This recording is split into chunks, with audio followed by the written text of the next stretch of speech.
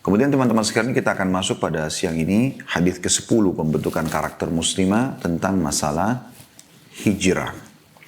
Saya akan bacakan diangkat oleh penulis sebuah hadis di halaman 45 bagi teman-teman yang pegang bukunya. Dari Ummu Salamah radhiyallahu anha, dia berkata, "Qultu ya Rasulullah, ma sami'tu Allah dzakara an-nisaa fil hijrati bi syai'." فأنزل الله تعالى أني لا أضيع عمل آمل منكم من ذكر أو أنثى. Saya bertanya, wahai Rasulullah, ini kata Ummu Salamah, istri beliau radhiyallahu anha, dan beliau termasuk orang yang hijrah, ya. Ummu Salamah pernah hijrah ke Ethiopia dan juga termasuk hijrah ke Madinah. Jadi 2 hijrah yang beliau lakukan. Kata beliau, wahai Rasulullah, saya belum pernah mendengar Allah menyebut dalam kurung keutamaan wanita dalam berhijrah. Lalu Allah Ta'ala menurunkan ayatnya yang artinya sesungguhnya aku tidak akan menyia-nyiakan amalan orang yang beramal dari kalian, baik laki-laki ataupun perempuan. Diriwayatkan oleh Tirmidzi dan yang lainnya. Saya bacakan dulu karena penjelasan penulis sangat sedikit. Kita akan panjang lebar jelaskan insya Allah nanti dengan tambahan-tambahan informasi. Kata beliau penjelasan makna ayat tersebut adalah bahwa setiap yang beramal akan dibalas sesuai dengan perbuatannya. Baik laki-laki maupun perempuan. Bisa dilihat dalam tafsir Ibnu Katsir, juz 2 halaman 182. Dan di situ juga ada footnote nomor 14, kata beliau, hadits ini diriwayatkan oleh Tirmidzi dalam kitab tafsir, dalam kurung tafsir surah Al-Imran. Dan Al-Hakim meriwayatkannya dan dia berkata bahwa hadis tadi sahih berdasarkan persyaratan Al-Bukhari. Namun Al-Bukhari dan Muslim tidak mengeluarkannya atau tidak meriwayatkannya. Dia jalan periwayatan hadis atau turukul hadis dalam bahasa Arab dalam kitab tafsir Ibnu Katsir surah Al-Imran. Jadi kurang lebih isi bahasan tentang hadis ke-10 ya. Kalau kita buka lembaran setelahnya sudah masuk ke hadis ke-11. Nanti kita akan bicara tentang masalah kedermawanan nanti itu ya di pertemuan akan datang insyaAllah. Sekarang kita masuk dulu hadis ke-10 ini. Baik teman-teman sekalian, apa yang dibahas oleh beliau di sini dari hadis Tirmidzi, bagaimana kita ambil dulu mutiaranya ya, kecerdasan Ummu Salamah radhiyallahu anha sebagai salah satu ummahatil mu'minin, ibunya orang-orang beriman, beliau bertanya tentang kedudukan mereka kaum wanita. Ya, kedudukan kaum wanita, ya, selama ini mereka juga ada yang hijrah. Ada yang pindah dari Mekah ke Madinah, ada yang dari Mekah ke ke Ethiopia ya, dengan tujuan untuk menyelamatkan agamanya. Pindah dari wilayah kafir. Ya, waktu itu kota Mekah dipenuhi dengan orang-orang musyrik, sembah berhala, sembeli buat berhala, memakan bangkai, dan segala macam hal. Kepada negara yang kira-kira atau wilayah yang bisa mereka beribadah kepada Allah subhanahu wa ta'ala. Namun beliau penasaran. Ya, umumnya lafaz tentang hijrah itu umum datangnya seakan-akan lebih banyak kepada kaum laki-laki. Maka beliau ingin mendengar apakah kaum wanita juga mendapatkan pahala yang sama. Gitu. Maka turunlah firman Allah Subhanahu Wa Taala. Di sini tidak disebutkan tadi Al-Imran ayat berapa, tapi saya akan sebutkan ke Bapak Ibu Al-Imran 195. Yang insya Allah nanti kita akan buka ayatnya dan kita akan baca. Ya, kita akan baca di sini. Tapi ini kecerdasan beliau dalam bertanya. Saya ingin menguatkan ini mirip dengan dulu ada hadis yang diriwayatkan oleh Al-Hakim, ada dulu seorang wanita, tapi di dalam riwayat ini tidak disebutkan namanya, yang bertanya kepada baginda Nabi SAW. Dan dia berkata, pada saat selesai sholat, dari saf wanita dia mengatakan, ya Rasulullah, aku adalah perwakilan seluruh wanita di kota Madinah. Bahkan saya pribadi melihat setelah baca panjang lebar riwayat ini, sebenarnya beliau adalah perwakilan seluruh wanita muslimah di muka bumi ini. Ya, cuma pada saat itu lingkupnya dia berbicara tentang kota Madinah saja. Dia mengatakan, saya ingin bertanya, apa boleh? Kata Nabi SAW, silahkan. Kemudian dia pun berkata, ya Rasulullah, kalian kaum laki-laki, sholat berjamaah. Jadi laki-laki sangat ditekankan untuk pergi ke masjid, sholat berjamaah. Keutamanya banyak. Hadis-hadis misalnya setiap kali orang ke masjid, ya, satu langkah kakinya mengampuni dosa, satu langkah kakinya mengangkat derajatnya. Terus kemudian juga ada hadis satu lagi mengampuni dosa, dicatatkan satu pahala, diangkat satu derajat, kan begitu. Ini sudah kita jelaskan panjang lebar dalam kitab Sahih At-Targhib wa Tarhib. Kemudian setelah itu juga ada hadis tentang doa menuju ke masjid. Ya. Ini juga sudah kita bedah di kumpulan doa di hari Senin sore ya, tentang masalah doa menuju ke masjid. Minta cahaya dari seluruh sisi tubuh kita, sekitar kita gitu kan. Kemudian ada juga pahala masuk ke masjid dengan kaki kanan, ada doanya. Itu pahala juga. Keluar dari masjid juga ada pahalanya. Sholat berjamaah dengan imam, pahala. Ada sholat qobliyahnya, ada doa di antara azan dan iqamah, ada zikir setelah sholat. Ya. Ini luar biasa, hadis-hadisnya banyak sekali. Juga termasuk misalnya hadis Nabi SAW yang berbunyi, setiap kali orang ke masjid akan diberikan satu istana di surga. Setiap kali pulang dari masjid diberikan satu istana lagi di surga. Anda bisa bayangkan bagaimana luar biasa keutamaan ini. Ya. Baik teman-teman sekalian. Wanita ini datang dan bertanya mengatakan, ya Rasulullah, kalian kaum laki-laki sholat berjamaah. Saya di masjid. Sementara wanita kan apa kata Nabi SAW? Seorang wanita sholat di rumahnya, di ruang tamu rumahnya atau di rumahnya, lebih utama daripada sholat di luar rumah walaupun dia ke masjid. Tetap lebih afdal di rumahnya. Dan dia sholat di dalam kamar tidurnya lebih afdal daripada dia sholat di ruang tamunya. Jadi kita lihat di sini bagaimana luar biasa ya perbedaannya antara laki-laki pergi ke masjid berjamaah disuruh keluar. Ya. Bahkan Imam Ahmad mewajibkan bagi orang yang tidak ada udzur kayak musafir, sakit, ya, hujan terlalu lebat, terjadi bencana alam dan seterusnya. Kalau nggak ada, wajib ke masjid. Dengan wanita yang dianjurkan di rumah, kan beda sekali. Walaupun wanitanya tidak merincikan, tapi sudah begitu sekurang lebih maknanya saya jelaskan. Karena dia mengatakan, ya Rasulullah, kalian kaum laki-laki pergi sholat berjamaah di masjid. Seakan-akan dia mengatakan sementara kami sholat di rumah. Kalau kita baca hadis-hadis banyak sekali keutamaan orang ke masjid. Berarti luput dari kami. Gitu kan?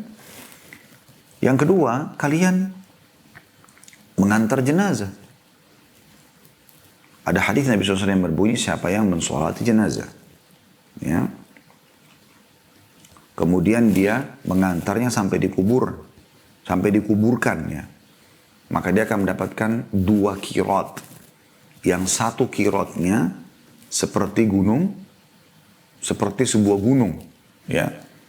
Jadi dapat 2 pahala, 2 gunung pahala. Dengan sholat jenazah dan antar ke kuburan.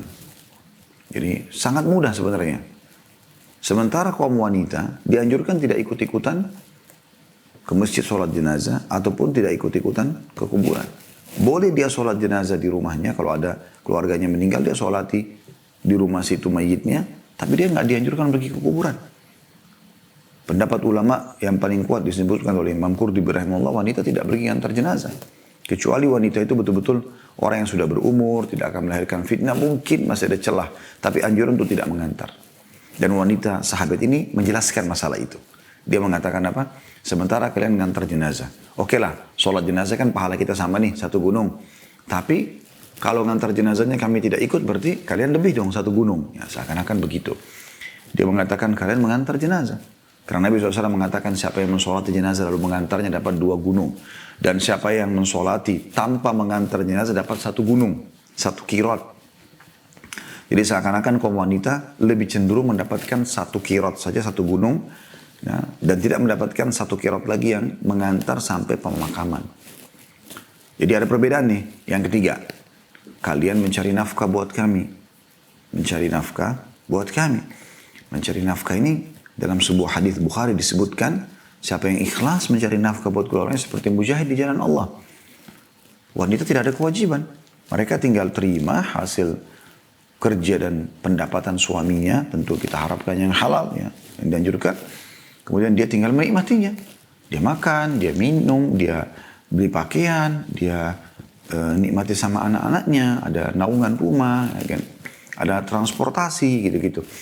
Nah sekarang tidak ada kewajiban wanita cari nafkah kecuali dalam keadaan darurat, memang betul-betul suaminya meninggal atau dia cerai, dia miskin sekali, dia butuh, itu lain. Tapi kalau enggak, ada kewajiban.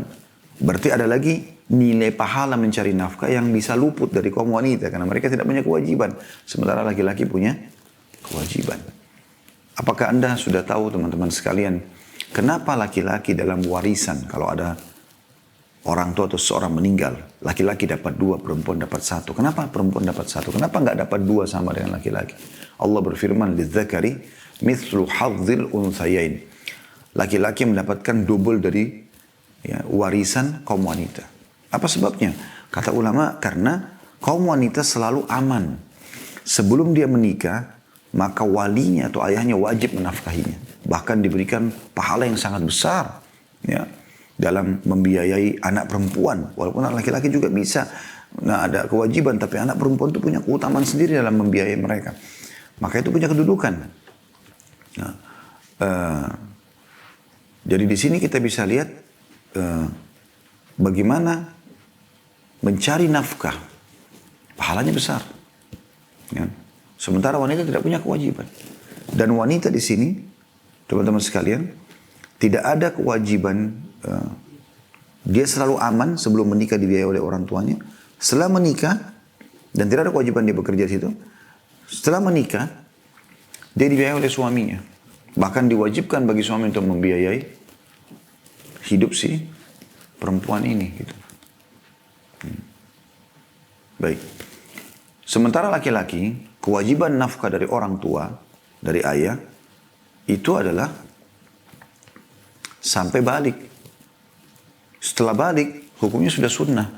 Bukan kewajiban orang tua lagi. Dan setelah dia mampu, dia punya kewajiban membalas kebaikan orang tuanya. Setelah menikah, dia harus membiayai istrinya sama anaknya. Makanya bagian warisannya 2. Seperti itu gambarannya. Jadi, ini yang ketiga. Yaitu, bagaimana seorang laki-laki bisa mencari nafkah sementara perempuan tidak. Jadi sudah 3 ya. Poin pertama tadi adalah bagaimana para laki-laki sholat berjamaah di masjid, perempuan tidak. Yang kedua, bagaimana laki-laki mengantar jenazah, perempuan tidak. Kemudian yang ketiga, bagaimana laki-laki mencari nafkah sementara perempuan tidak.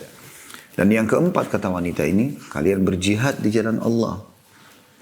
Siapa yang tidak mengenal dan mengetahui tentang keutamaan jihad, keutamaannya sangat besar, luar biasa gitu. Sampai kata Nabi SAW, makbarrat qadama abdim sabila fatamassuhun nar.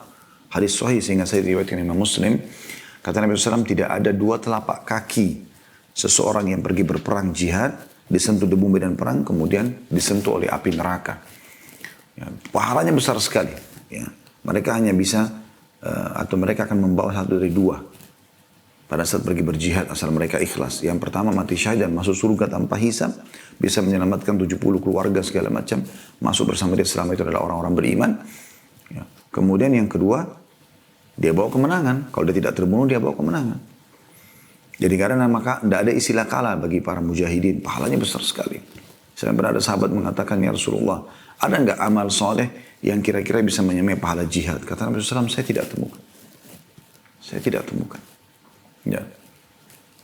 Walaupun masih ada lanjutan hadis, tapi kurang lebih seperti itu gambaran Nabi SAW. Nah, sementara wanita tidak punya kewajiban untuk jihad. Mereka dianjurkan untuk menjaga rumah, mendidik anak, ya. Lebih banyak kegiatannya di rumah. Maka wanita yang lalu mengatakan, sementara kami kaum wanita mengurus rumah kalian, mengurus anak-anak kalian, mengurus kebutuhan kalian dari pakaian, dari makanan, dan juga menjadi tempat syahwat kalian. Jadi kalau dia sudah kambuh syahwatnya, dia lampiaskan pada istrinya. Dia ada tempat syahwat, istrinya disuruh dandan, suruh layani. Jadi seperti ada perbuatan atau perintah yang berbeda gitu. Maka wanita ini bertanya dengan kecerdasannya mengatakan, ya Rasulullah, apakah pahala kami, kaum wanita maksudnya, dan pahala kalian sama?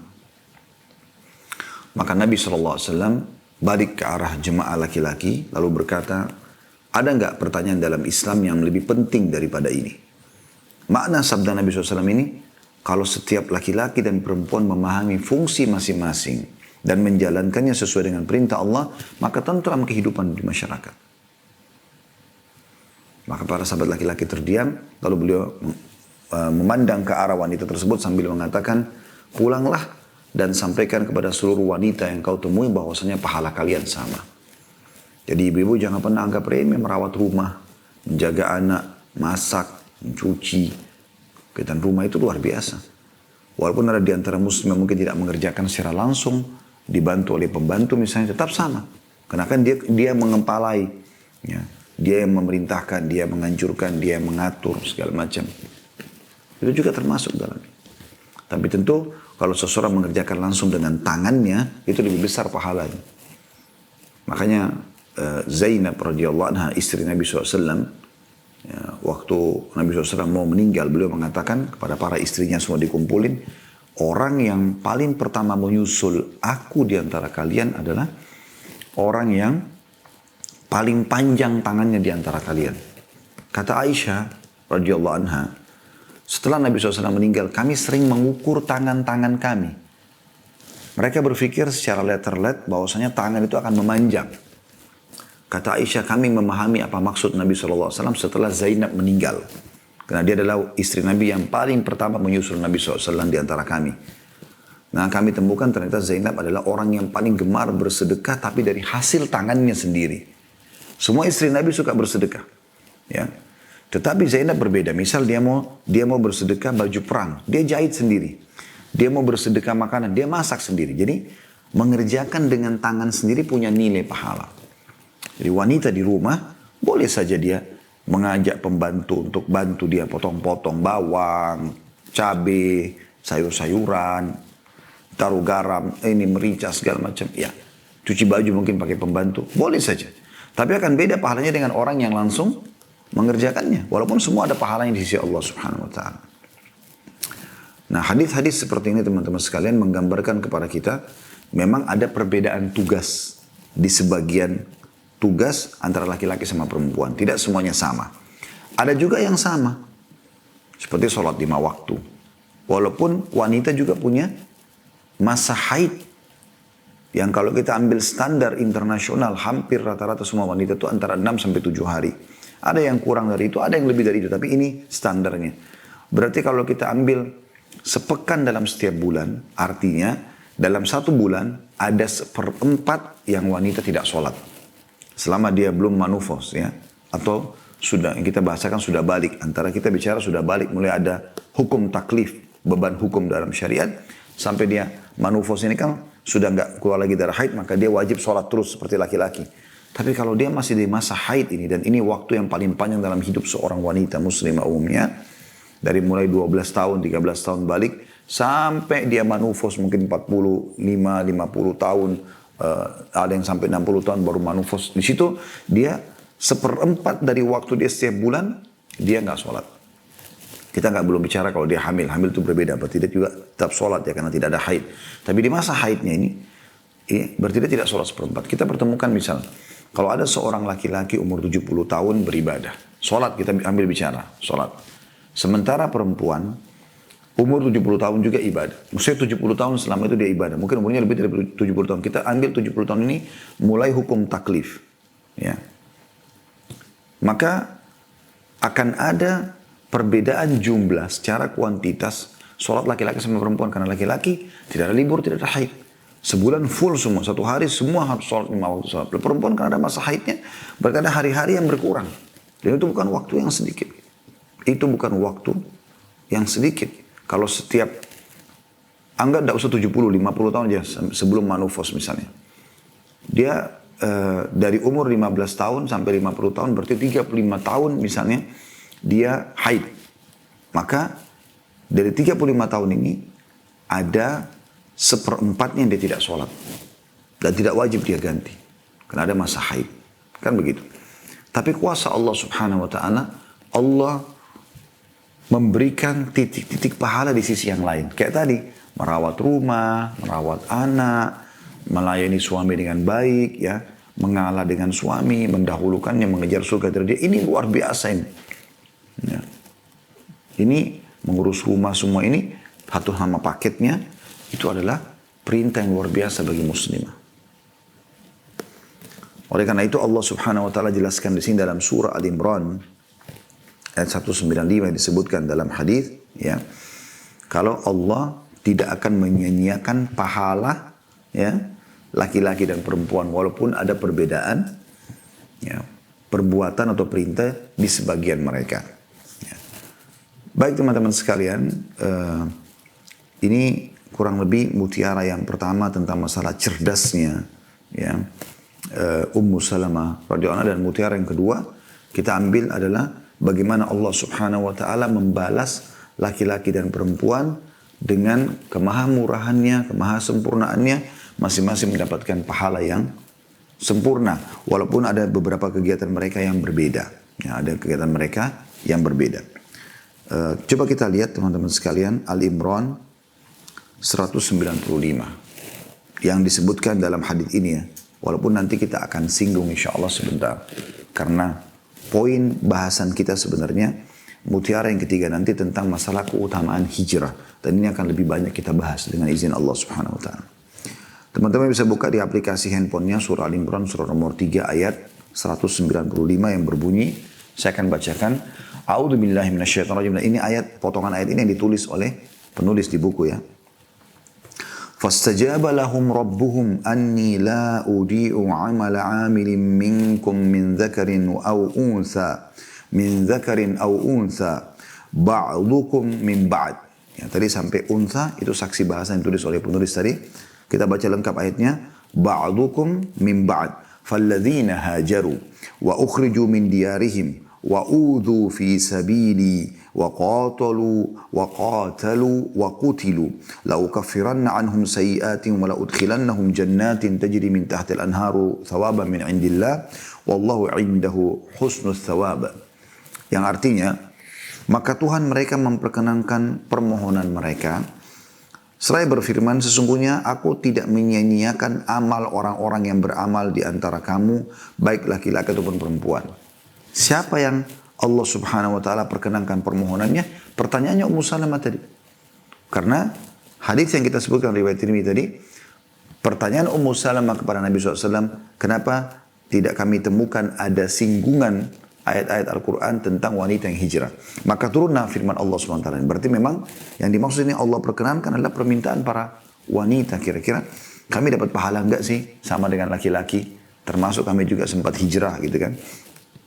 Maka Allah berfirman, sungguhnya aku tidak menyia-nyiakan amal orang-orang yang beramal di antara kamu, baik laki-laki maupun perempuan. Walaupun ada yang perbedaan tugas sebagian sudah saya jelaskan tadi. Nah, karena sebagian kamu adalah turunan dari sebagian yang lain. Maka orang-orang yang berhijrah, laki-laki atau perempuan, yang diusir dari kampung halamannya. Waktu itu tentang penduduk Mekah yang diusir dari Mekah. Ya. Yang disakiti pada jalanku, kata Allah. Kanya besar, kata ganti Allah. Yang berperang dan yang dibunuh, pastilah akan kuhapuskan, kata Allah. Kunya besar, kata ganti Allah. Akan kuhapuskan kesalahan-kesalahan mereka. Dan pastilah aku masukkan mereka ke dalam surga yang mengalir sungai-sungai di bawahnya. Sebagai pahala di sisi Allah. Dan Allah pada sisinya, yang besar, kata ganti Allah, pahala yang baik. Pahala yang baik. Jadi ini ayat ini mulia sekali.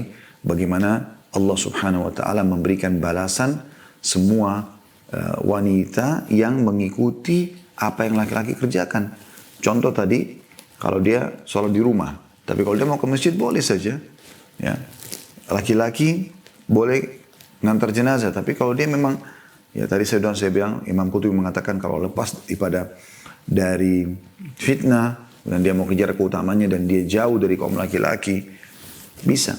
Begitu juga dengan mencari nafkah, kalau memang dia tidak mengganggu pekerjaan rumahnya, ya, dia bisa sekarang mungkin jual dagang online, atau misal, dan itu dengan izin suami tentunya, atau mungkin suaminya meninggal, dia ingin biaya anak-anaknya, dia juga bisa dapatkan keutamaan itu.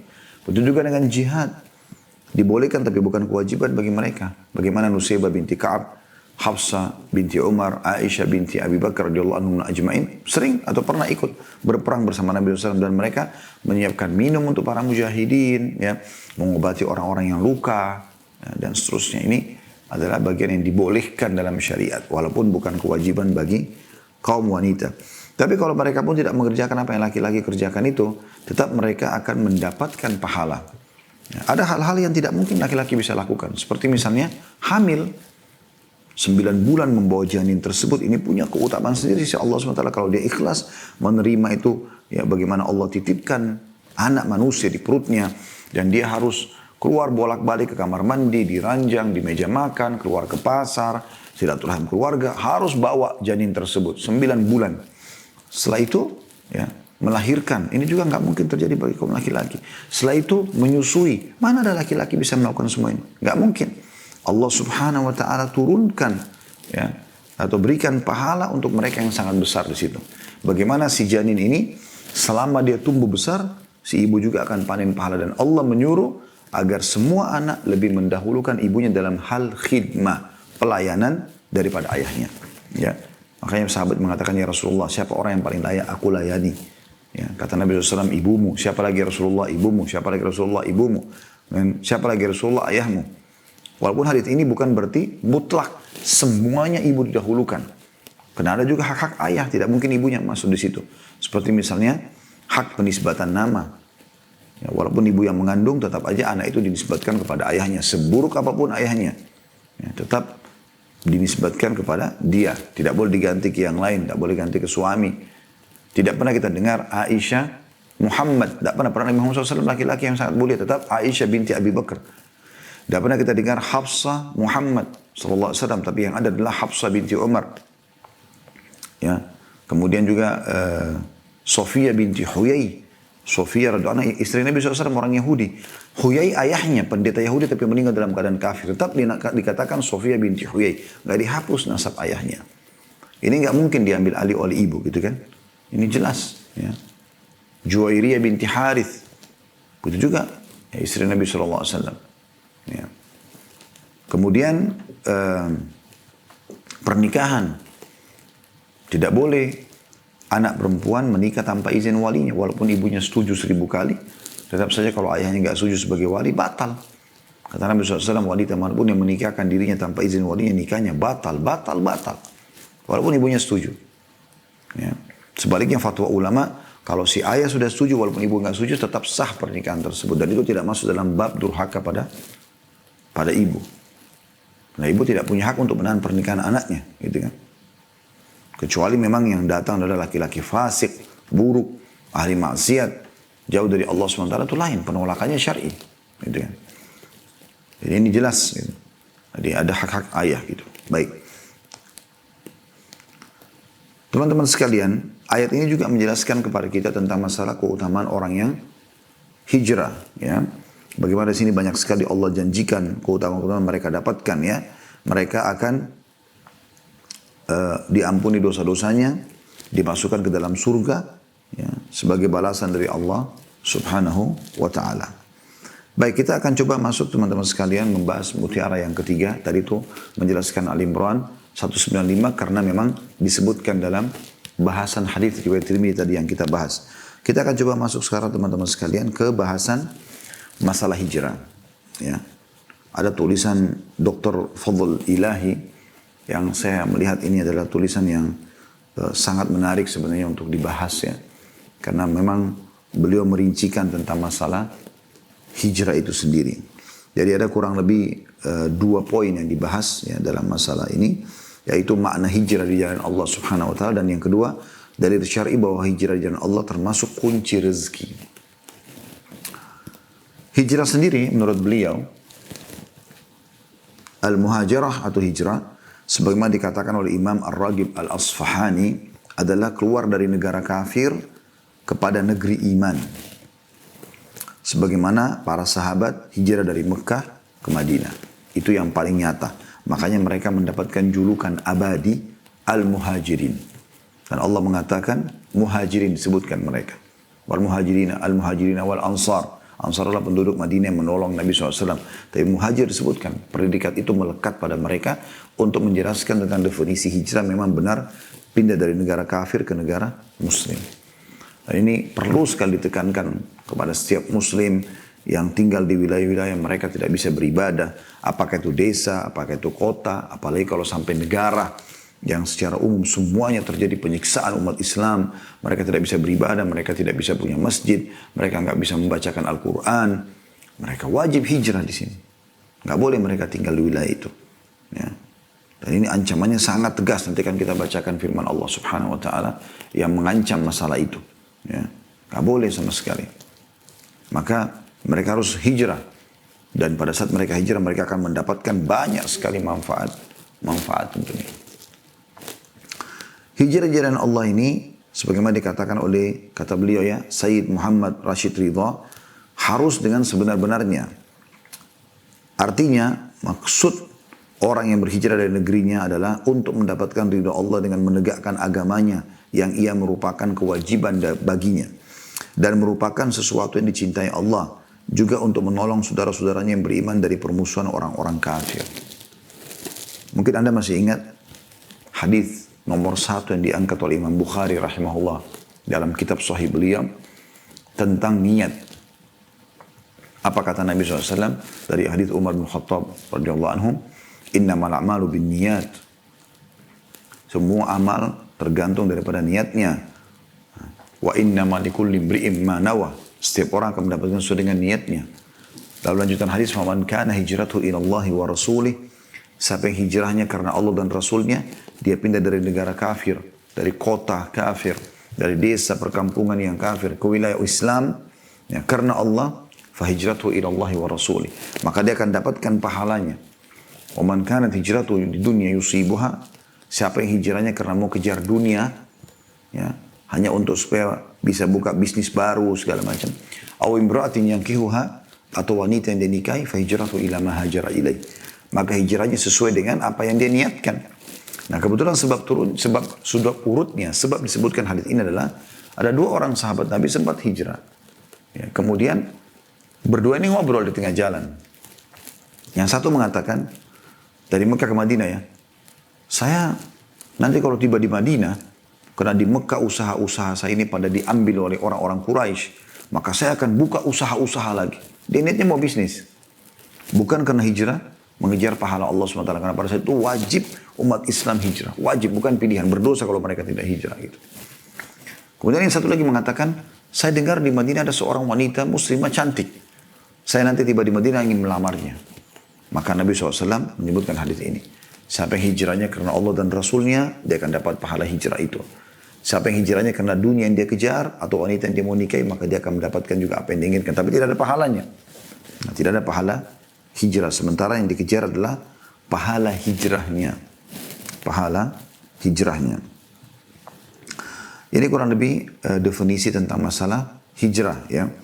Walaupun dalam masalah ini teman-teman, ada pendapat-pendapat lain yang mengatakan, hijrah juga di masa-masa yang kayak, misalnya kondisi kita sekarang, mungkin umumnya wilayah di muka bumi ini, umat Islam bisa beribadah. Walaupun mereka misalnya berada di Australia, di Amerika, di Eropa, umumnya mereka bisa beribadah. Kecuali mungkin di beberapa titik ya.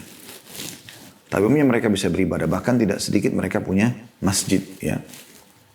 Saya waktu diundang ke Amerika kemarin, saya melihat umat Islam, kami sempat keliling melihat ada banyak masjid yang besar. Mereka leluasa mengadakan Jumatan, pengajian, bahkan orang-orang kita Indonesia ada mengadakan bazar, setelah ada ceramah dan seterusnya gitu kan. Dan mereka juga diizinkan untuk bahkan pasang iklan untuk mempromosikan Islam itu seperti apa. Orang Islam leluasa membeli gereja, ya, kemudian gereja itu dijadikan masjid. Ya, bahkan di Los Angeles kemarin itu saya diundang dan saya tidur di situ. Itu bekas gereja dibeli oleh kaum muslimin Indonesia dan dijadikan masjid. Kami sholat di situ. Ya, masih baru selesai dibeli, sudah langsung diganti jadi masjid. Ya, walaupun masih ada beberapa surat-surat yang lagi diurus, gitu kan. Ya, dan itu ada beberapa ruangan-ruangan yang bisa dipakai tidur. Maka kami pun menginap situ dan ini contoh saja. Jadi umat Islam diizinkan. Maka ini keadaannya mungkin. Ya, Tapi ada beberapa wilayah yang tidak boleh sama sekali mungkin. Ya. Mereka tidak bisa seperti muslim-muslim yang ada di Ugru, ada yang di Myanmar sekarang ya.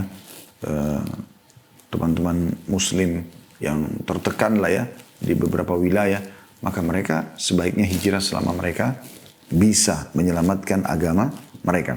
Nah, ada juga teman-teman sekalian hijrah ini yang dimaknakan kalau tidak ada, misal Anda cuma berada di satu kota, tapi kota itu penuh dengan kemaksiatan. Mungkin muslim, tapi banyak kemaksiatannya. Lalu Anda ingin pindah kepada komunitas yang lebih baik. Nah, ini makna yang lingkup lebih khusus ya. Tadi itu lebih umum. Yang lebih khususnya adalah hijrah dari satu kampung ke kampung yang lain karena di sana ada komunitas orang-orang soleh, gitu kan? Di sini komunitasnya bukan orang-orang soleh. Ingat hadis orang yang membunuh 99 jiwa dalam hadis Bukhari, dia mau berubah, maka oleh seorang soleh dianjurkan pindah ke satu negeri yang memang di sana banyak orang-orang soleh. Karena komunitas ini sangat membantu kita. Lingkup lebih khusus lagi adalah seperti misalnya pindah dari tempat kerja ke tempat kerja yang lain, ya, atau komunitas pergaulan kayak anak-anak muda, mereka kumpul-kumpul biasanya ke diskotik, ke bar segala macam, lalu mereka taubat, sadar dan itu nggak baik, terus dia pindah kepada komunitas yang lain. Ini juga bisa dimaknakan hijrah dalam pendapat sebagian ulama ya. Baik, kita akan coba masuk membahas dulu tentang masalah poin kedua yang ditulis oleh Dr. Fadl Ilahi ini tentang dalil syar'i, ya, bahwa hijrah jalan Allah termasuk kunci rezeki. Nah, karena kebanyakan orang ini teman-teman tidak mau pindah dari satu negara ke negara yang lain atau kota atau desa ke desa yang lain karena khawatir kan di sana bisa kerja nggak, bisa hidup nggak. Orang pindah dari satu komunitas pergaulan pindah kepada komunitas yang lain, dari yang buruk, yang fasik kepada komunitas yang saleh, atau dari tempat pekerjaan yang mungkin di situ ada syubhat, ada haram, dia pindah kepada tempat pekerjaan yang lain. Ini bisa nggak sih dia dapat rezeki? Maka ini menjadi inti bahasan sebenarnya dalam hadis kita untuk masalah hijrah ini. Kita akan membaca teman-teman sekalian firman Allah Subhanahu wa taala surah An-Nisa surah nomor 4 ayat 100. Ini ayat yang luar biasa tentang masalah hijrah. Ini yang difokus dijelaskan oleh Dr. Fadl Ilahi. Dan nanti kami akan tambahkan, kita akan kembali nanti mereview dari ayat 97-nya. Karena nanti itu ada penjelasan tentang sebagian orang kalau nanti masuk neraka, mereka amal solehnya sedikit atau nggak bisa beribadah karena tidak mau hijrah, malah mereka dihardik oleh para malaikat. Kenapa kalian tidak pindah? Kenapa kalian tidak hijrah? Gitu kan. Padahal buminya Allah luas. Tapi nanti kita akan tambahkan tuh. Kita akan fokus dulu membaca tafsir surah An-Nisa ayat 100 yang bunyinya A'udzu billahi minasyaitonir rajim wa man yuhajir fi sabilillahi yajid fil ardi muragaman katsiran wasa'a. Yang diangkat oleh beliau sampai situ saja ya. Nanti akan kita lengkapkan insyaallah membaca dari ayat 97 sampai kepada ayat 100. Ini masih ada lanjutan ayat 100 tapi yang beliau ingin titik beratkan dua potongan ayat di sini muragaman dan sa'a. Artinya, barang siapa yang berhijrah di jalan Allah, niscaya mereka mendapati di muka bumi ini tempat hijrah yang luas. Itu makna letterletnya muragaman. Dan sa'a. Sa'a artinya rezeki yang banyak. Jadi, firman Allah ini menekankan sekali bahwasanya kalau kau sudah tahu ini nggak boleh, tinggalkan. Dan jangan pernah ragu dengan masalah rezekimu. Ya. Dalam ayat yang mulia ini kata beliau, Allah menjanjikan bahwa orang yang berhijrah di jalan Allah akan mendapati dua hal. Yang pertama muragaman dan yang kedua sa'a. Yang dimaksud dengan muragaman kata beliau, sebagaimana dikatakan oleh Imam Ar-Razi adalah barang siapa yang berhijrah di jalan Allah ke negeri lain, niscaya akan mendapat di negerinya yang baru itu kebaikan-kebaikan dan kenikmatan yang menjadi sebab kehinaan dan kekecewaan para musuhnya yang berada di negeri asalnya. Sebab orang yang memisahkan diri dan pergi ke negeri asing sehingga mendapatkan ketentraman di sana, lalu berita itu sampai kepada negeri asalnya dia, niscaya penduduk negeri asalnya itu akan merasa malu atas buruknya muamalah atau perlakuan mereka, ya, atau mereka berikan sehingga dengan demikian mereka merasa terhina. Jadi kasus teman-teman kita, sahabat Nabi Ridwanullah alaihim yang hijrah dari Mekah ke Madinah, itu orang-orang Mekah sempat berpikir, mereka hijrah ke Madinah. Ada yang berpikir nanti mereka jadi mampu. Ada juga banyak yang mengatakan mereka mau dapat apa? Toh semua hartanya sudah kita sita. Kebanyakan muhajirin pada saat itu hijrah dengan baju di badan teman-teman sekalian. Abdurrahman ibn Auf radhiyallahu anhu adalah sahabat Nabi yang sangat kaya raya di Mekah. Tapi semua hartanya diambil. Bahkan istrinya pun tidak mau ikut masuk Islam. Dia hijrah dengan baju di badan. Semua harta dia, miliaran. Kalau kita nilaikan rupiah, diambil, dirampas oleh Quraisy. Hampir semua sahabat rata-rata mereka diambil hartanya. Nabi Muhammad SAW rumahnya sendiri, rumahnya Khadijah, diambil oleh orang-orang Quraisy. Bahkan yang ambil sepupunya sendiri dan dijual. Ya. Makanya waktu Nabi SAW bebasin kota Mekah, kemudian ada sahabat yang mengatakan, ya Rasulullah, tidakkah anda mendatangi mengunjungi rumah anda dulu? Kata Nabi SAW, apa yang disisakan oleh Ukhail? Salah satu dari keluarganya yang sudah menjual rumah itu. Jadi mengerampasnya gitu ya. Baik teman-teman sekalian, jadi kalau setelah sahabat hijrah ke Madinah, ternyata ditemukan di Madinah itu luar biasa kelapangan. Para muhajirin, para orang-orang Ansar menyambut mereka. Mereka hanya bisa buka usaha sampai ya pedagang-pedagang Quraisy yang tadinya memang sudah masuk Islam. Mereka tiba di Madinah kayak Abu Bakar, Abdurrahman ibn Auf ya. Kemudian yang lainnya ya, itu mereka rata-rata semua jadi sukses di Madinah. Dan akhirnya mereka menjadi orang-orang yang kaya di Madinah. Dan Allah bukakan rezeki lebih banyak daripada rezeki yang ada di Mekah. Kemudian kata beliau, sedangkan dimaksud dengan sa'a, tadi itu muragaman ya, artinya rezeki yang luas. Sa'a, ya maaf tadi muragaman itu adalah mendapatkan kelapangan dan kebaikan di negeri hijrahnya. Sementara sa'a adalah keluasan rezeki. Inilah yang dikatakan oleh Abdullah bin Abbas radhiyallahu anhuma pada saat menafsirkan ayat ini, An-Nisa 100, dan juga dikatakan oleh Ar-Rabi, Ad-Dahhak, Atha dan mayoritas ulama. Artinya mereka semua mengatakan makna as-sa'ah. Wa may yuhajir fi sabilillah, siapa yang hijrah ke jalan Allah, yajid fil ardi muragaman, dia pasti akan dapat di muka bumi muragam. Muragam artinya kelapangan, ketentraman jiwa, hidup di negeri yang baru. Wasa'ah dan keluasan rezeki. Qatadah berkata rahimahullah, salah satu ulama yang masyhur dari tabi'in, maknanya keluasan dari kesesatan kepada petunjuk dan kemiskinan kepada banyaknya kekayaan. Itu makna sa'ah. Ya, jadi orang yang hijrah ini nggak boleh ragu sama sekali. Karena janji Allah SWT luar biasa. Imam Malik rahimahullah berkata, keluasan dimaksud adalah keluasan negeri. Apapun yang dia butuhkan di negeri yang baru, dia akan dapatkan semuanya. Pekerjaan, pendapatan, dan segala macam itu. Ya. Kisah yang masyhur diceritakan tentang Nabi Musa alaihissalam. Karena dikejar-kejar oleh Fir'aun. Ya. Apa yang terjadi? Dia lari ke Madian. Tempatnya Nabi Shu'aib. Dia datang ke sana. Alas kakinya sudah putus. Jauh sekali jaraknya. Jalan kaki pada saat itu. Bajunya sudah robek-robek. Nggak ada orang yang dikenal di Madian. Nggak ada sedikit pun potongan makanan dan persiapan airnya sudah habis. Ya. Dia pas saat tiba di sana, dia lihat ada dua perempuan berdiri di dekat sumur. Sumur sudah ditutup dengan batu. Lalu dia tanya dalam Al-Quran, diceritakan. Ma khatbukuma, apa urusan kalian berdua?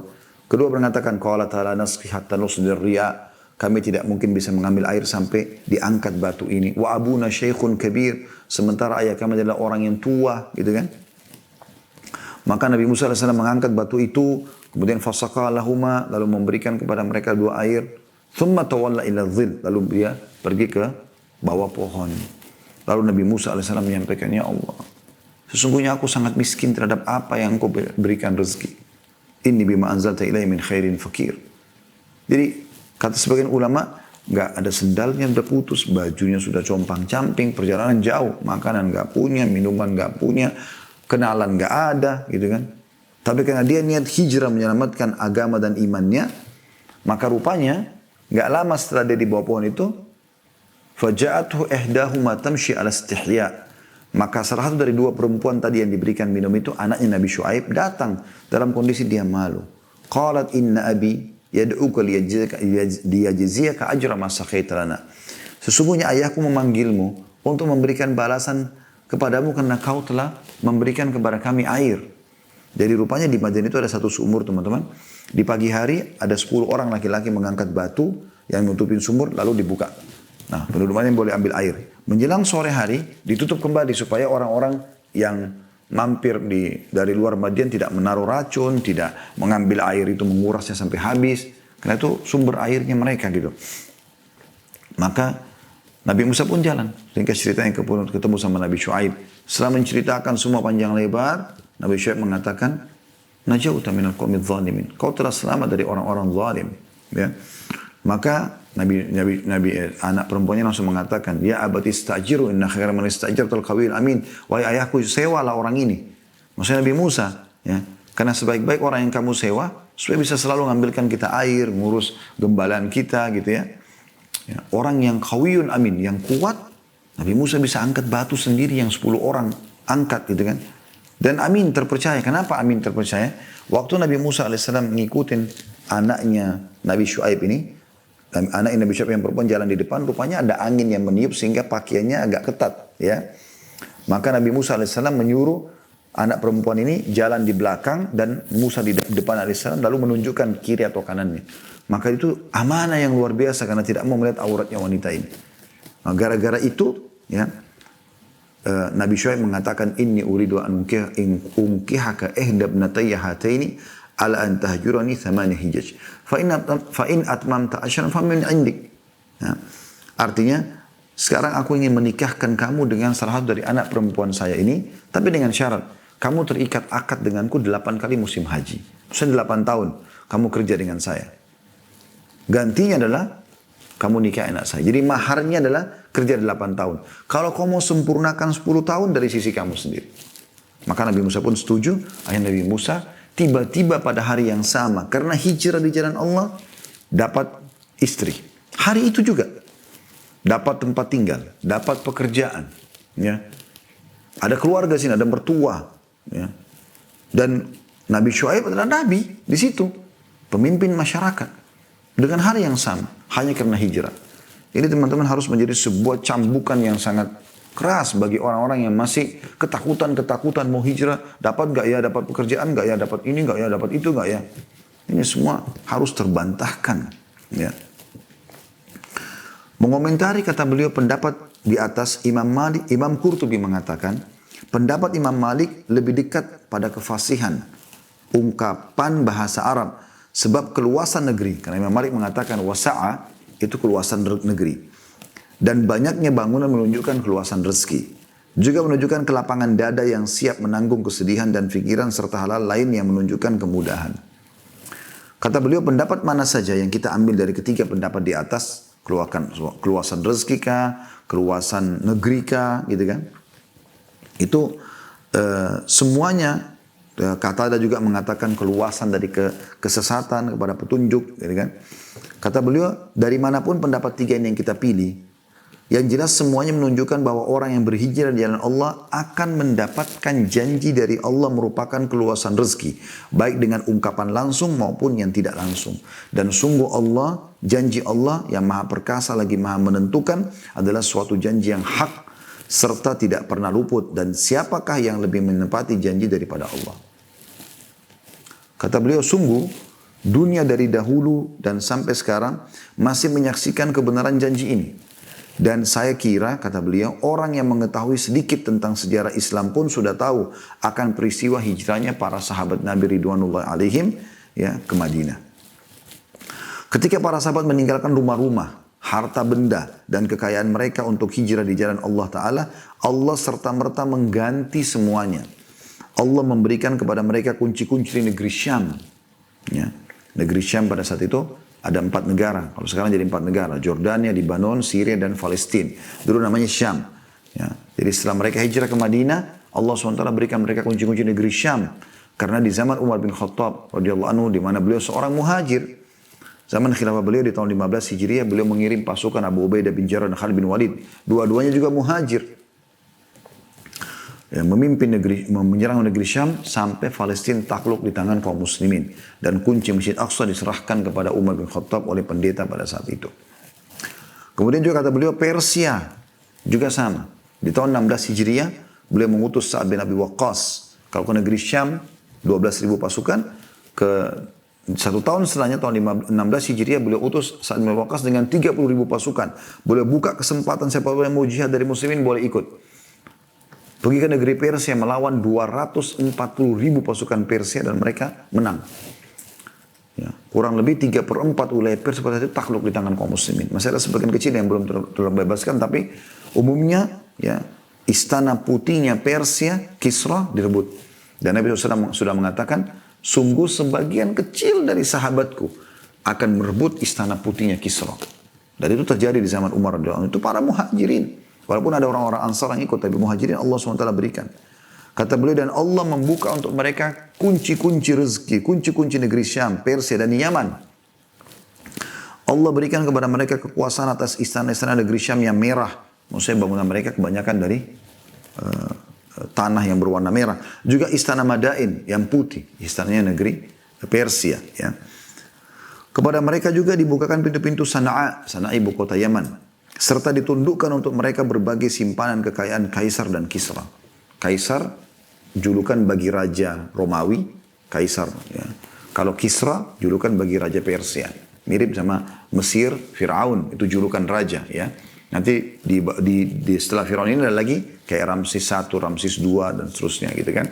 Itu juga dengan Ethiopia ada Najasyi. Kemudian ada di Yaman namanya Tubba.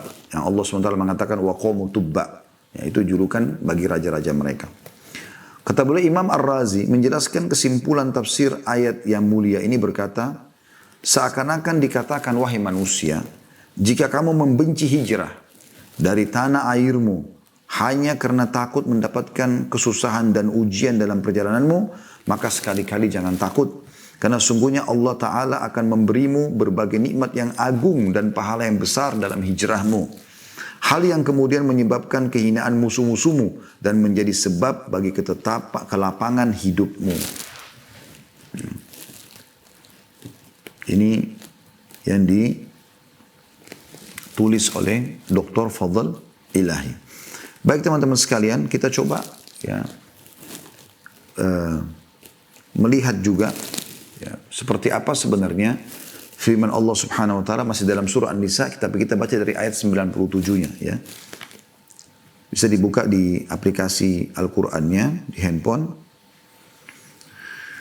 Ayat ini, ayat 97 sebenarnya ya, menceritakan tentang nanti bagaimana pada saat orang masuk ke neraka dan amal mereka sangat sedikit. Karena mereka tertindas, mereka minoritas, tapi mereka tidak mau hijrah. Perhatikan. Ayat 97 An-Nisa. A'udzu billahi minasyaitonir rajim. Innal ladzina tawaffahumul malaikatu zalimi anfusihim qalu fima kuntum. Qalu kunna mustad'afina fil ard. Qalu alam takun ardullahi wasi'atan fatuhajiru fiha faulaika ma'wahum jahannam wa sa'at masira. Sesungguhnya orang-orang yang diwafatkan malaikat dalam keadaan menganiaya diri mereka sendiri. Kepada mereka, malaikat bertanya pada saat mereka sudah mau wafat, mau meninggal, malaikat maut mencabut. Ditanya sama malaikat, dalam keadaan bagaimana kamu ini? Mereka menjawab, adalah kami orang-orang yang tertindas di negeri kami. Di sini ada terjemahan Mekah dalam kurung ya. Para malaikat berkata, bukankah bumi Allah itu luas sehingga kamu dapat berhijrah di bumi itu? Kenapa kau tidak keluar dari Mekah? Kenapa kau siksa diri? Sementara muslim yang lain hijrah. Orang-orang itu tempatnya neraka jahanam. Dan jahanam itu seburuk-buruk tempat kembali. Nah, kemudian Allah di ayat 98-nya menyebutkan pengecualian. Ada pengecualian, tapi kalau orang yang kuat secara fisik, orang yang punya kemampuan hijrah sudah tidak mau, kena ancaman ini.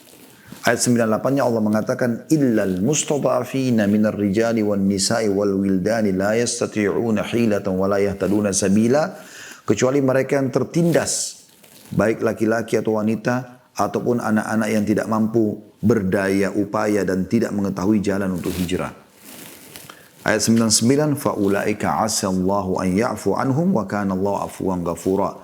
Mereka itu mudah-mudahan Allah memaafkannya dan Allah Maha Pemaaf lagi Maha Pengampun. Jadi mustada'afin itu orang yang lemah, kayak orang yang sudah tua sekali pikun, gak mungkin lakukan perjalanan, atau mungkin harus dipikul, atau orang stroke, atau para kaum wanita yang lemah, mereka gak punya kemampuan perjalanan, masih punya bayi, atau anak-anak yang sama sekali tidak punya kemampuan, tidak ngerti mau jalan ke arah mana, masih 3 tahun, 1 tahun, 2 tahun, 3 tahun, 5 tahun, 7 tahun, 10 tahun, mereka gak ngerti mau hijrah bagaimana.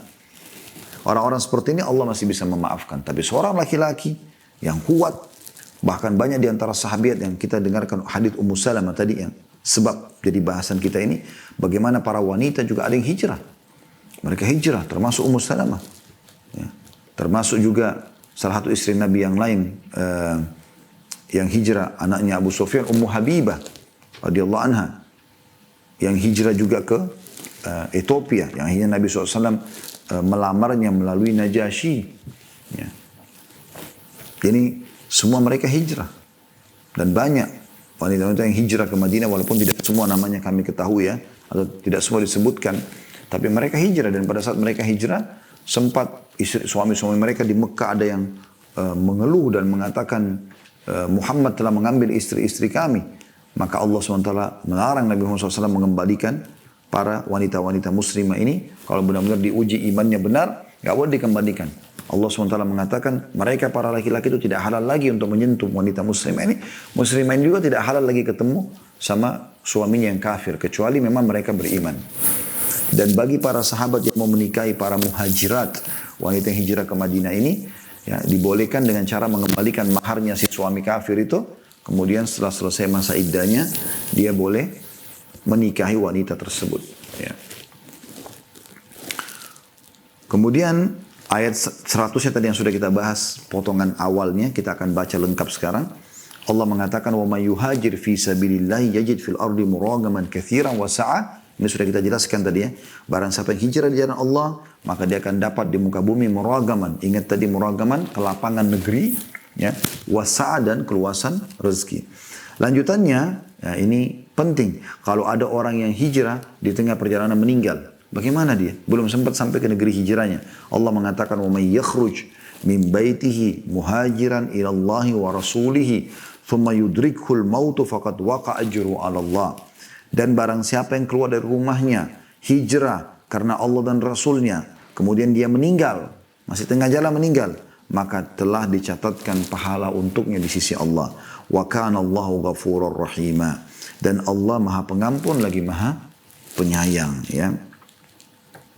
Jadi Allah Subhanahu wa taala menyebutkan ini luar biasa bagaimana, ya, Allah Subhanahu wa taala memastikan kalau orang-orang hijrah itu akan mendapatkan banyak sekali kelapangan. Baik teman-teman, kita mau lengkapkan dengan masalah hijrah yang lebih khusus tadi. Tentu hijrah yang umum tadi ini yang lebih difokuskan, hijrah dari wilayah kafir. Dan perlu saya ingatkan teman-teman yang masih tinggal di wilayah-wilayah non-muslim tapi mereka sulit sekali beribadah, ingat sabda Nabi SAW, Ana bari'un mimman asya baina azhrul musyrikin. Aku akan berlepas diri, kata Nabi SAW, dari orang-orang yang tetap hidup di tengah-tengah orang-orang musyrik. Mereka kalau meninggal, mereka kalau mau sholat susah, mereka kalau mau puasa susah, mereka kalau mau melakukan ibadah-ibadah susah, tutup aurat susah, segala macam susah gitu. Ya. Mereka kesulitan. Nah. Begitu juga pada saat meninggal. Saya kemarin waktu diundang ke Eropa, kemudian saya masuk ke Italia. Subhanallah, salah satu pengurus yang mengundang kami, jazakallah khair, beliau sudah hijrah dan beliau menikah sama orang asli, orang sana ya, yang juga jadi mu'allaf. Dan awal saya tanya, bagaimana Bapak hijrah? Dia cerita dengan saya, dulu saya usah jauh sekali dari agama, jauh, kehidupannya sudah kayak orang-orang Eropa gitu ya. Terus dia bilang, satu waktu, pernah ada satu teman kami di satu kota, kebetulan dia di Milan, ini di kota lain gitu. Kemudian dia bilang, saya sempat, karena saya kenal, saya sempat ke sana karena dia meninggal. Karena di sana tidak ada orang Islam, maka akhirnya jenazahnya diurus di gereja. Dan dilakukan ritual seperti orang-orang Nasrani. Maka pada saat itu seperti saya terngiang-ngiang di kuping saya, apa kau mau pada saat meninggal seperti ini? Sebenarnya itu saya ketakutan. Saya kemudian mulai datang ke rumah muslim-muslim, siapa orang-orang Indonesia yang bisa mengajarin saya mengaji, ngajarin sholat. Lalu mulai dia hijrah. Sampai sekarang Masya Allah, beliau istiqamah, semoga Allah SWT jaga. Dan saya pernah live-kan waktu awal-awal pandemi, berbicara dengan beliau dan menceritakan sedikit tentang masalah hijrah, berbagi para teman-teman kalau masih ingat ada yang sempat ikut pada saat itu ya. Bagaimana kami konekkan supaya mendapatkan pelajaran dan ibrah yang luar biasa. Begitu juga teman-teman yang sekarang sudah mulai banyak Masya Allah anak-anak muda saya lihat yang mulai mendengar ceramah, mau hijrah. Mereka selalu mengatakan sudah hijrah, alhamdulillah sudah hijrah. Itu bahasa juga benar ya. Dalam pendapat sebagian ulama, hijrah secara khusus artinya pindah dari keadaan keterpurukan, kemaksiatan kepada keimanan, berubah performanya, berubah pakaiannya, berubah penampilannya. Anak-anak muda sudah pada pelihara jenggot, sudah mulai tidak isbal, kemudian mereka azan ke masjid, mereka sibuk dari majelis ilmu ke majelis ilmu. Ini adalah juga hijrah. Dan ini satu hal yang luar biasa. Bagaimana tadinya muslimah terbuka, pakaiannya terbuka aurat, sekarang tersentuh secara keimanan, kemudian mereka ya hijrah. Mereka tutup aurat, ya. Mereka coba menghapus di medsos foto-foto mereka di masa lalu. Teman-teman yang pernah terjerumus dalam kemaksiatan menjadi aktor-aktor dan pemimpin-pemimpin di saf-saf pertamanya mereka hijrah, kemudian mereka berubah, ya, mau meninggalkan semua perbuatan masa lalu mereka. Ini juga luar biasa. Cuma memang pesan saya teman-teman, kalau mau hijrah, hijrahnya 100%, jangan hijrah setengah-setengah. Karena banyak di antara ikhwat dan akhwat kita ini hijrah iya, tapi dia performanya iya, tapi sikapnya, pekerjaannya, komunitasnya masih tetap saja sama. Nah kita temukan dia pakai jilbab syar'i, pakai cadar, tapi di medsos masih sering tampil dan bahkan pakai musik dan segala macam. Ini kenapa hijrahnya setengah-setengah? Harusnya Anda sebagai muslimah sadar itu tidak boleh. Jangan mempermalukan diri, dihapus saja. Selesai bagi saya, gitu kan? Saya mau hijrah, saya mau perbaikin, semoga sisa umur ini menjadi baik. Menjadi semua isinya ketakwaan kepada Allah Subhanahu wa ta'ala. Ya, kurang lebih seperti itu. Jadi jangan setengah-setengah. Hijrah bukan cuma pakaian, tapi hijrah juga akhlaknya, hijrah juga pekerjaannya, ya. Hijrah juga komunitas pertemanan-pertemanannya, ya. Semuanya itu tidak boleh lagi ada. Maka Nabi SAW mengatakan, Al-maru ala dini khalili. Seseorang sesuai dengan agama sahabatnya. Falyantur ahadukum ila man yukhalil. Tergantung komunitasnya, lingkungannya. Maka seseorang harus melihat siapa yang dia anggap sebagai sahabat atau yang jadi terbentuk komunitasnya. Saya kalau jalan teman-teman dengan pakai kopiah seperti ini dan pakai gamis misalnya, sendirian di jalan akan beda pada saat saya berjalan dengan berdua, dua-duanya sama pakaiannya. Bertiga, berempat, kalau sudah 10 orang, 100 orang yang seperti itu, kita akan merasa punya komunitas. Kita nggak merasa kita dikucilkan. Perlu kita bergabung dengan komunitas ini. Dan akhirnya kita tersibukkan dengan apa yang mereka tersibukkan. Surah Nisa ini sebab turunnya apa ya? Surah Imran ini apa ya? Apalah kisah sahabat Nabi, sirah Nabi, hadits ini, hadits itu. Diskusi tentang agama. Maka kita akan bergelut dengan itu. Dan akan sangat beda antara langit dan bumi dengan komunitas yang setiap hari kerjanya cuma bicara masalah khamar, narkotikanya, cewek ini, cewek itu, cowok ini, cowok itu. Tak selesai-selesai dalam masalah kemaksiatan. Dan berputar di urusan dunia aja semuanya. Ya. Bahkan tidak jarang mereka berkompromi dan kerjasama dalam kemaksiatan kepada Allah Azza wa Jalla. Ini berbahaya sekali. Allah itu maha lihat, Allah maha mengetahui, harus hati-hati. Ingat teman-teman, selamatkan dirimu sebelum kau terlambat. Karena tidak ada yang bisa menyelamatkan kecuali kamu sendiri. Allah SWT mengatakan dalam Al-Quran, A'udzubillahi minasyaitonirrajim, Innallaha la yughayyiru ma biqaumin hatta yughayyiru ma bi anfusihim. Allah tidak akan mengubah nasib satu kaum sampai dia mengubah nasibnya sendiri. Beberapa ikhwah kita yang masih kerja di sumber-sumber ribawi mengatakan itu pada saya. Saat kami mau hijrah, tapi bagaimana ya? Takutnya nanti mau biaya keluarga, begini, nama baik di masyarakat. Terus saya bilang, pada saat Anda bertanya pada saya, Anda ini seperti sedang berada di lumpur. Dosa kan itu riba, bahaya, berat sekali. Di lumpur, lalu saya pegang selang airnya. Anda minta saya bersihkan, karena menanya fatwa berarti mau tahu bagaimana supaya selamat. Kalau saya siram Anda sementara Anda di lumpur itu, maka Anda makin becek, makin kotor. Lalu bagaimana solusinya? Keluar dulu dari lumpur itu, baru kemudian saya siram. Sedikit basah tapi nanti kering dan Anda leluasa lepas dari lumpur itu. Jadi nggak bisa teman-teman kalau masih bergelut dalam kemaksiatan. Harus sadari kemaksiatan itu buruk, nggak baik. Bisa menjadi mengundang murkanya Allah, bisa menahan rezeki. Ya. Banyak hadis-hadis yang menjelaskan masalah itu. Berapa banyak rezeki seseorang tertahan justru karena dosanya. Dan berapa banyak orang yang terbuka semua jalan keluar dalam masalah hidupnya justru karena ketakwaannya kepada Allah Subhanahu wa ta'ala. Ya. Juga sama kalau orang melakukan kemaksiatan teman-teman. Jangan berbangga dengan kemaksiatan itu. Antara kita sama Allah SWT tutupi, bertobat, sudah selesai. Jangan malah berbangga-bangga. Bangga dulu ini foto dia ciuman, ini foto dia begini, ini foto dia begini. Kenapa harus bangga dengan itu? Jangankan kita bicara tentang hubungan kita yang haram. Suami istri saja nggak boleh menceritakan teman-teman. Nggak boleh menceritakan. Kata Nabi SAW, orang yang paling buruk kedudukannya di sisi Allah pada hari kiamat adalah seorang suami yang telah mengetahui semua isi istrinya. Terbuka semuanya. Dan seorang wanita yang mengetahui semuanya, ya, apa tentang suaminya, masalah biologis, yang lalu kemudian mereka menyebarkannya. Ya.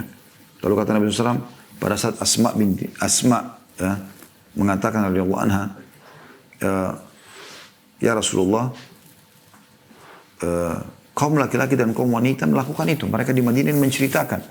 Kata Nabi SAW, jangan kalian lakukan, karena perumpamaan itu seperti perumpamaan laki-laki, syaitan laki-laki dan syaitan perempuan ketemu di pinggir jalan, lalu mereka biologis, gitu kan? Lalu mereka biologis dan semua orang melihatnya. Jadi cobalah teman-teman untuk hijrah menjadi lebih baik, dan caranya, kalau dari saya ada 4 yang sering saya sebutkan. Yang pertama, rutinlah menuntut ilmu mulai sekarang. Ya, karena dengan duduk di majelis ilmu seperti ini, Anda akan tergugah hatinya untuk bisa hijrah, mau menjadi lebih baik. Ya. Kemudian yang kedua, amalkan apa yang sudah Anda dengarkan, walaupun Anda dengarkan baru sebagian ilmu, tapi amalkan tentang sholat malam, tentang duha, tentang zikir pagi, tentang baca Quran, tentang doa, tentang majelis ilmu dan seterusnya. Yang ketiga, bentuk komunitas sudah saya jelaskan tadi pentingnya, dan yang keempat, selalu berdoa kepada Allah SWT agar diistiqomahkan dan meninggal di atas keimanan tersebut. Allahu a'lam.